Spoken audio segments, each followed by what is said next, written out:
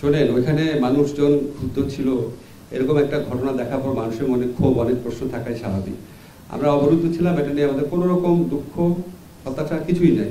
আমরা সর্বান্তকরণে চেয়েছি আমাদের ওখান থেকে চলে আসার ক্ষেত্রে কোনো রকম যেন শক্তি প্রয়োগ না হয়। এবং আপনি একটা জিনিস আপনাদের জানিয়ে রাখি, মাইলস্টোন স্কুলের যারা ছাত্র তাদের কিন্তু আমাদের প্রতি কোনো ক্ষোভ ছিল না। আমরা যখন প্রথমবার বের হওয়ার চেষ্টা করেছি, মাইলস্টোন স্কুলে 2টা ছাত্র আমার সাথে গাড়িতে বসেছিল, স্যার আমরা থাকবো আপনাদের সাথে। So nice of them. Milestone স্কুলের ছাত্র, তারপর ওইখানে যারা অভিভাবক ছিলেন, কর্মচারী কর্মকর্তা, ওনারা আমাদেরকে মানে সর্বতভাবে আমাদেরকে সহযোগিতা করেছেন। আর কিছু মানুষ উত্তেজিত থাকবে, কিছু মানুষের ক্ষোভ বেশি থাকবে, কিছু মানুষ আপনার ঠিক মতো ক্ষোভ প্রকাশ করবে না, এটা এরকম একটা ঘটনা ঘটতে পারে, এটা আমরা খুব বড় চোখে দেখছি না।